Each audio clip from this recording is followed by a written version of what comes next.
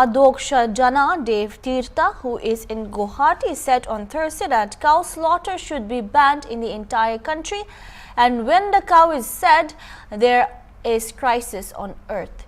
He said it was important for state to protect the cow and governments need to respect it. The Swami appreciated Assam Chief Minister Himanta Biswa Sarma for putting a stop on cow smuggle, stating that earlier cows from Assam were smuggled into Bangladesh.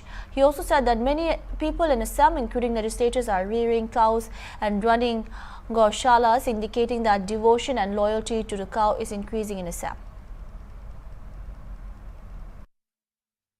हमारे जितने भी अवतार हुए हैं प्रभु श्री राम का, श्री कृष्ण का और अन्य अवतार, उसमें गौ एक प्रमुख कारण है। जब गाय दुखी होती है तो धरती का बड़ा संकट काल होता है, इसीलिए भगवान का यह अवतार हुआ और गौ की रक्षा की गई। इसलिए हमारे वेदों में गौ का रक्षा करना किसी राज्य के लिए और राज्य के शासक के लिए उसके मान सम्मान और अस्तित्व की बात होती है।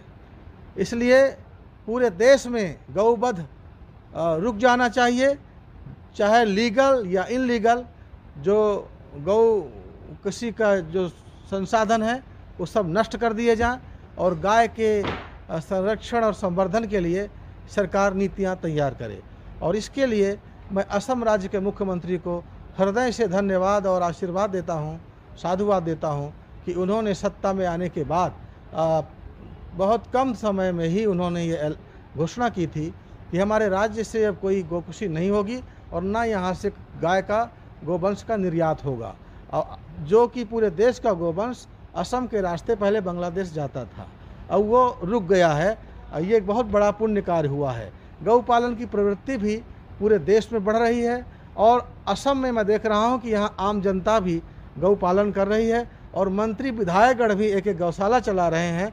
एक गौ माता के प्रति बढ़ रही भक्ति निष्ठा है और इसके लिए मुख्यमंत्री जी का जो प्रयास और नीतियां हैं वो उनका प्रमुख कारण है, क्योंकि बड़े लोग जो बात बोल देते हैं उसको प्रजाएं माना करती हैं और उस बात को जब कानून में ला दिया जाता है तो उसको मानना ये राजाज्ञा हो जाती है।